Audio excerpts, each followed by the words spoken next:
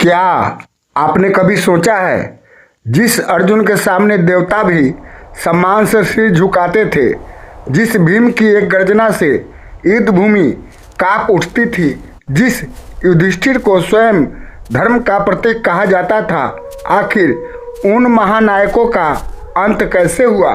क्या वे युद्ध में मारे गए? क्या किसी शत्रु ने उन्हें पराजित किया, या फिर उनकी सबसे बड़ी लड़ाई उनके अपने भीतर छिपी हुई थी? कहा जाता है, महाभारत जीतने के बाद भी पांडव वास्तव में विजेता नहीं थे, क्योंकि एक ऐसा सफर उनका इंतजार कर रहा था जहां न सेना साथ थी, न अस्त्र शस्त्र, न श्री कृष्ण, और न लौट कर आने की कोई आशा। उस यात्रा में एक एक करके इतिहास के सबसे महान योद्धा बर्फ की चादर पर गिरते चले गए, लेकिन सबसे बड़ा रहस्य यह नहीं था। रहस्य यह था कि धर्मराज युधिष्ठिर किसी के लिए भी पीछे मुड़कर नहीं देखे। क्या उनका हृदय पत्थर का हो चुका था, या वे ऐसा करने के लिए विवश थे? आज हम महाभारत के उस अंतिम अध्याय का द्वार खोलेंगे जिसमें छिपा है कर्म, त्याग, मोह और धर्म का सबसे गहरा रहस्य। यह केवल पांडवों की आखिरी यात्रा नहीं, बल्कि हर इंसान की जीवन यात्रा का आईना है। तो आइए आरंभ करते हैं महाप्रस्थान की वह कथा, जिसे सुनकर शायद आपके जीवन को देखने का दृष्टिकोण ही बदल जाए। जब विजय भी बोझ बन गई, कुरुक्षेत्र का युद्ध समाप्त हुए कई दशक बीत चुके थे। हस्तिनापुर समृद्ध था, प्रजा सुखी थी, चारों दिशाओं में शांति थी, लेकिन राजमहल की ऊंची दीवारों के भीतर एक ऐसी खामोशी थी जिसे कोई सुन नहीं पा रहा था। रात के अंतिम पहर धर्मराज युधिष्ठिर अक्सर राजमहल की छत पर अकेले खड़े आकाश को निहारा करते। उन्हें लगता जैसे युद्ध समाप्त नहीं हुआ, बल्कि हर रात फिर से शुरू हो जाता है। उनकी आंखों के सामने भीष्म की सरसाया, द्रोण का पतन, कर्ण का अंतिम क्षण, अभिमन्यु का चक्रव्यूह, सब कुछ जीवित हो उठता। सिंहासन मिल गया था, पर मन को शांति कभी नहीं मिली। उधर अर्जुन भी बदल चुके थे। गांडीव अब राजमहल के एक शांत कक्ष में रखा रहता। जिस धनुष की टंकार कभी पृथ्वी को कपा देती थी, अब उस पर धूल जमने लगी थी।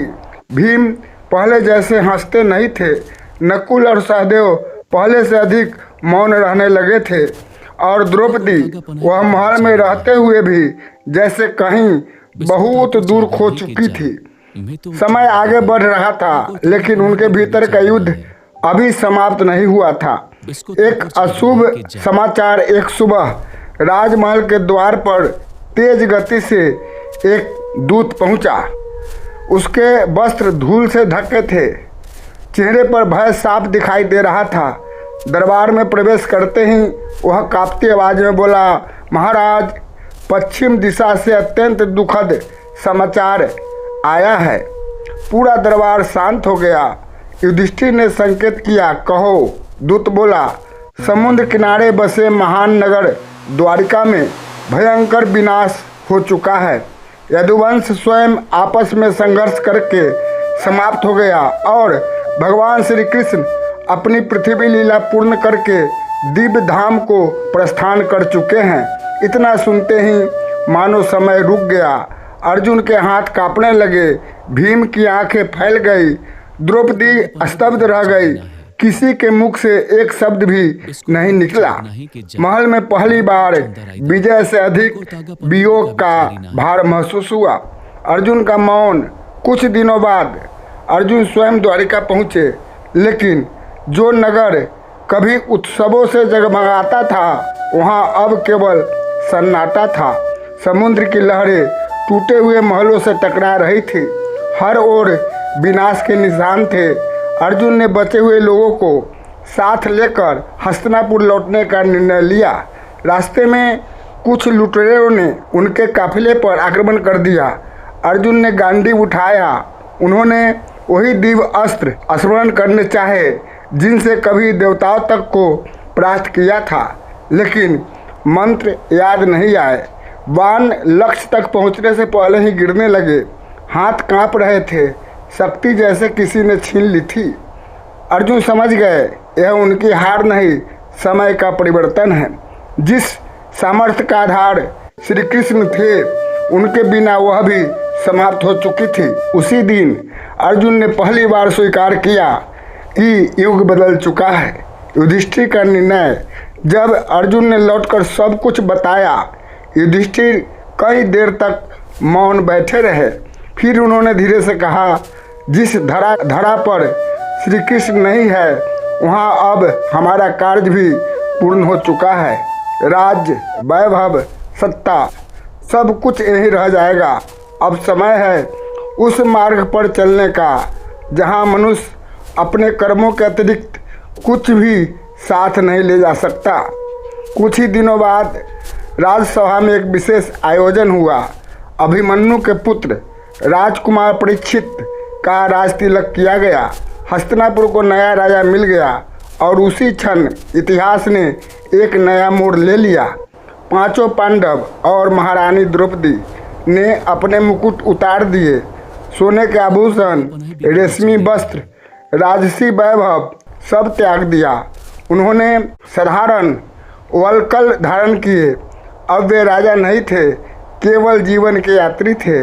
महल की सीढ़ियों से उतरते समय हजारों नागरिक रो रहे थे, लेकिन किसी भी पांडव ने पीछे मुड़कर नहीं देखा, क्योंकि वे जानते थे जो त्याग दिया उसे फिर कभी नहीं देखना चाहिए। रहस्यमय साथी। सूर्योदय की पहली किरण के साथ छहों यात्री उत्तर दिशा की ओर चल पड़े। आगे आगे धर्मराज, पीछे भीम, फिर अर्जुन, नकुल, सहदेव और सबसे पीछे द्रौपदी। लेकिन कुछ दूर चलने के बाद एक विचित्र घटना हुई। न जाने कहां से एक शांत स्वभाव का कुत्ता धीरे धीरे उनके पीछे चलने लगा। किसी ने उसे बुलाया नहीं, किसी ने उसे भगाया भी नहीं। वह बस चुपचाप हर कदम पर उनके साथ बना रहा। भीम ने मुस्कुराकर कहा, भैया, लगता है इस यात्री ने भी हमारा साथ चुन लिया है। युधिष्ठिर ने उस जीव की ओर देखा और केवल इतना कहा, कभी कभी ईश्वर हमारे साथ किसी को बिना कारण नहीं भेजते। हर साथ का उद्देश्य समय आने पर समझ आता है। उन्हें नहीं पता था कि यही मौन साथी उनकी अंतिम परीक्षा का सबसे बड़ा रहस्य बनने वाला है। हिमालय की पहली परीक्षा। जैसे जैसे पांडव उत्तर की ओर बढ़ते गए, धरती का स्वरूप बदलने लगा। हरे भरे वन पीछे छूट गए, नदियाँ पतली होती चली गई और सामने दिखाई देने लगी हिमालय की विशाल बर्फ से ढकी चोटियाँ। ठंडी हवाएं अब केवल शरीर को नहीं, मानो मन की गहराइयों तक को चीर रही थी।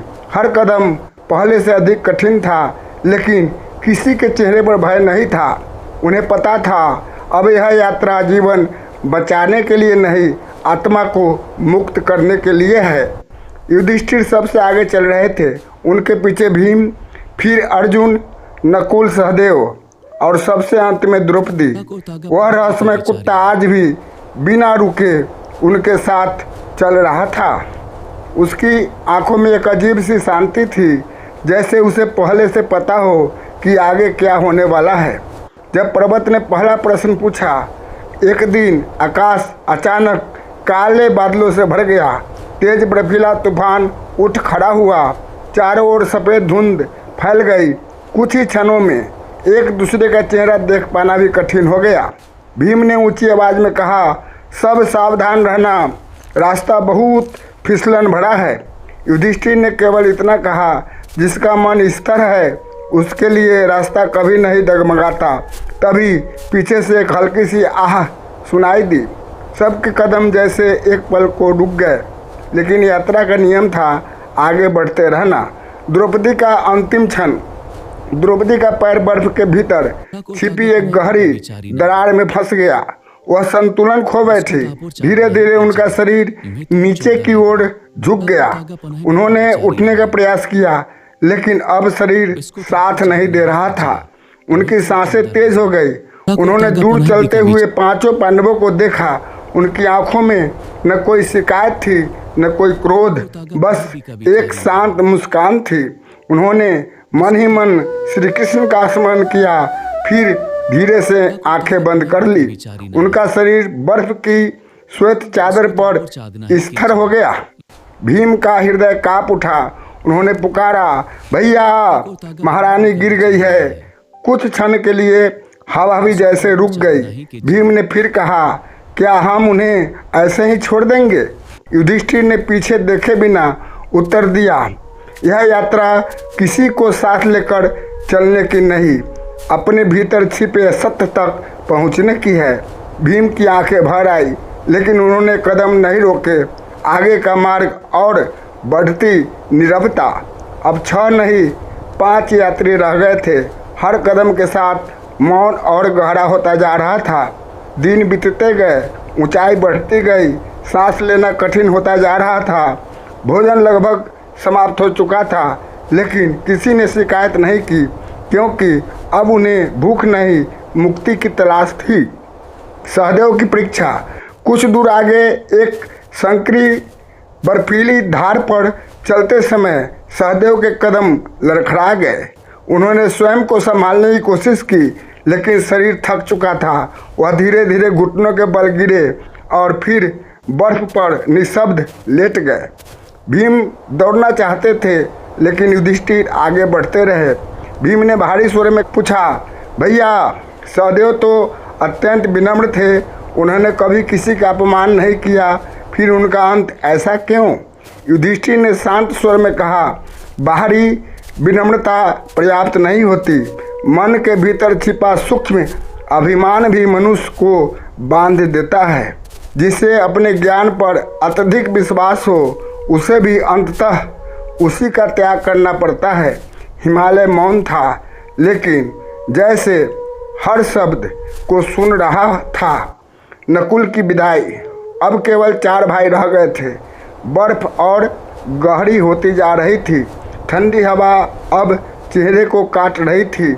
नकुल ने एक बार फिर पीछे मुड़कर दूर पर्वतों को देखा। उनकी आंखों में जीवन की अनेक स्मृतियां तैर गई। अचानक उनका संतुलन बिगड़ा। वह एक बड़े पत्थर से टकराए और धीरे धीरे बर्फ पर गिर पड़े। भीम ने दर्द से भरकर कहा, क्या यह यात्रा हम सबको निगल जाएगी? युधिष्ठिर ने उत्तर दिया, मनुष्य जब अपने बाहरी गुणों को ही अपनी पहचान मान लेता है, तो वह अपने वास्तविक स्वरूप को भूल जाता है। यात्रा उसी विस्मृति को समाप्त करती है। अब 3 भाई बचे थे और वह मौन कुत्ता अब भी बिना रुके युधिष्ठिर के पीछे चल रहा था। अर्जुन की सबसे कठिन परीक्षा। रात का समय था। आकाश तारों से भरा हुआ था, लेकिन ठंड इतनी तीव्र थी कि सांस से निकलती भाप भी तुरंत बर्फ बन रही थी। अर्जुन कुछ देर के लिए रुके। उन्होंने दूर क्षितिज की ओर देखा। उन्हें ऐसा लगा मानो कहीं से श्री कृष्ण की बांसुरी की आवाज़ सुनाई दे रही हो। उनकी आंखें नम हो गई। उन्होंने मन ही मन कहा, मधुसूदन, आपके बिना यह यात्रा कितनी कठिन है। सुबह होते ही वे फिर आगे बढ़े, लेकिन कुछ ही दूर उनके कदम भारी होने लगे। गांडीव अब उनके कंधे पर नहीं था, फिर भी मानो कोई अदृश्य भार उन्हें नीचे खींच रहा था। अचानक उनका शरीर डगमगाया। उन्होंने संतुलन बनाने की कोशिश की, लेकिन वे सफल नहीं हुए। अर्जुन बर्फ पर गिर पड़े। उनकी सांसें धीमी होने लगी। भीम की आंखों से आंसू बह निकले। उन्होंने पुकारा, पार्थ, लेकिन उत्तर में केवल हिमालय की ठंडी हवा की आवाज़ सुनाई दी। युधिष्ठिर कुछ क्षण मौन रहे, फिर बोले, जिसे अपनी सामर्थ्य पर पूर्ण विश्वास होता है, उसे भी एक दिन समझना पड़ता है कि हर शक्ति का स्रोत स्वयं मनुष्य नहीं होता। अब इतिहास के 5 महान योद्धाओं में से केवल 2 भाई शेष थे। धर्मराज युधिष्ठिर और महाबली भीम। लेकिन हिमालय की अंतिम परीक्षा अभी बाकी थी और वह परीक्षा इतिहास का सबसे मार्मिक क्षण बनने वाली थी, जहां बल, प्रेम, संबंध और त्याग सबकी अंतिम कसौटी होने वाली थी। अंतिम यात्रा, अंतिम साथी। अब उस असीम श्वेत विस्तार में न द्रौपदी थी, न सहदेव, न नकुल और न ही अर्जुन। सिर्फ दो यात्री आगे बढ़ रहे थे, धर्मराज युधिष्ठिर और उनके पीछे महाबली भीम। उनके साथ अब भी वही शांत कुत्ता था। हवा इतनी तीव्र थी कि मानो स्वयं हिमालय उनकी परीक्षा ले रहा हो। हर कदम के साथ शरीर कमज़ोर हो रहा था, लेकिन युधिष्ठिर के चेहरे पर अद्भुत शांति थी।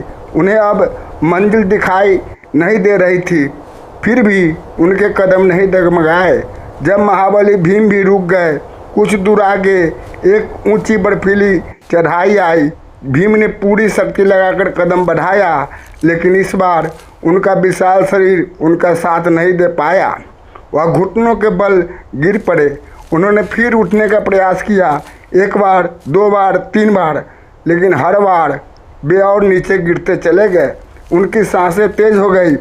उन्होंने युधिष्ठिर की ओर देखा। उनकी आंखों में पहली बार बल नहीं बल्कि एक छोटे भाई का स्नेह था।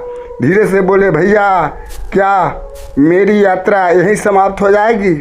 युधिष्ठिर रुक गए, लेकिन पीछे नहीं मुड़े। उन्होंने शांत स्वर में कहा, भीम, मनुष्य की सबसे बड़ी शक्ति उसकी भुजाएं नहीं, उसका संयम होता है। बल का गर्व भी आत्मा को हल्का नहीं होने देता। अब समय है सब कुछ यहीं छोड़ देने का। भीम मुस्कुराए।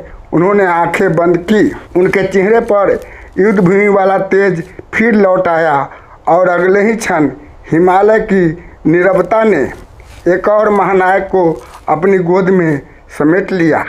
अकेला राजा, लेकिन अकेला नहीं।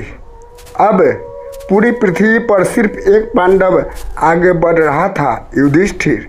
न उनके साथ कोई भाई था, न जीवन संगनी, न सेना, न राज्य। फिर भी वह अकेले नहीं थे। वह मौन कुत्ता अब भी उनके पीछे पीछे चल रहा था। युधिष्ठिर ने पहली बार उसकी ओर प्रेम से देखा। उनकी आंखों में करुणा थी, मानो दोनों शब्दों के बिना एक दूसरे को समझ रहे हो। स्वर्ग का द्वार। कई दिनों की कठिन यात्रा के बाद आकाश अचानक प्रकाश से भर उठा। बादल हटने लगे, सुगंधित पवन बहने लगी, दिव्य संगीत सुनाई देने लगा। युधिष्ठिर ने ऊपर देखा। आकाश से एक अद्भुत रथ उतर रहा था। उस रथ का तेज सूर्य के समान था। उसमें बैठे थे देवराज इंद्र। उन्होंने मुस्कुराकर कहा, धर्मराज, आपने पृथ्वी पर अपना कर्तव्य पूर्ण किया। अब स्वर्ग आपका स्वागत करने को तैयार है। आइए, इस दिव्य रथ पर विराजमान हो जाइए। युधिष्ठिर ने विनम्रतापूर्वक प्रणाम किया, लेकिन अगले ही क्षण उन्होंने पीछे खड़े उस कुत्ते की ओर देखा। सबसे कठिन निर्णय। इंद्र बोले, यह जीव यहीं रहेगा। स्वर्ग मनुष्यों और देवताओं का लोक है, इसका प्रवेश वहाँ संभव नहीं। कुछ क्षणों के लिए चारों ओर मौन छा गया। युधिष्ठिर ने शांत स्वर में कहा, यदि ऐसा है तो मैं भी स्वर्ग नहीं जाऊंगा। इंद्र आश्चर्यचकित रह गए। उन्होंने कहा, तुम अपने भाइयों का मोह छोड़ चुके हो, राज त्याग चुके हो, फिर एक सयान कुत्ते के लिए स्वर्ग छोड़ दोगे? युधिष्ठिर बोले, जिसने अंत तक मेरा साथ निभाया उसे केवल अपने सुख के लिए छोड़ देना यह धर्म नहीं हो सकता। यदि करुणा स्वर्ग में स्थान नहीं पाती तो ऐसा स्वर्ग मेरे किसी काम का नहीं। उनके शब्द समाप्त होते ही पूरा वातावरण दिव्य प्रकाश से भर उठा। रहस्य जिसने देवताओं को भी मौन कर दिया, वह कुत्ता धीरे धीरे प्रकाश में बदलने लगा। कुछ ही क्षणों में उसका रूप बदल गया। युधिष्ठिर के सामने धर्मदेव प्रकट हुए। उनके मुख पर तेज था, आंखों में स्नेह था। उन्होंने युधिष्ठिर को गले लगाते हुए कहा, पुत्र, यह तुम्हारी अंतिम परीक्षा थी। तुमने राज खोया पर धर्म नहीं छोड़ा। तुमने अपने प्रियजनों का वियोग सहा पर सत्य नहीं छोड़ा। और आज तुमने स्वर्ग का सुख भी त्याग दिया, लेकिन करुणा का साथ नहीं छोड़ा। इसी कारण तुम सदैव स्वर्ग के अधिकारी बने हो।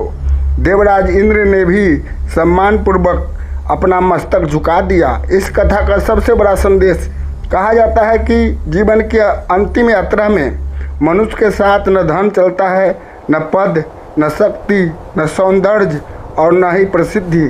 साथ चलता है तो केवल उसका चरित्र, केवल उसके कर्म और केवल उसका धर्म।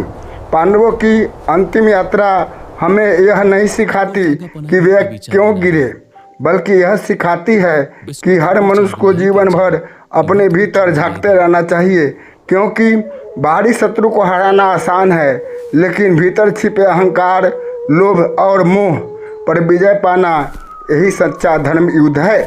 अगर इस कथा ने आपको सोचने पर मजबूर किया तो कमेंट में अवश्य लिखिए, धर्म ही सबसे बड़ा धन है। और बताइए, यदि आपको एक दिन सब कुछ छोड़ना पड़े तो कौन सी एक चीज होगी जिसे आप अंत तक अपने साथ रखना चाहेंगे।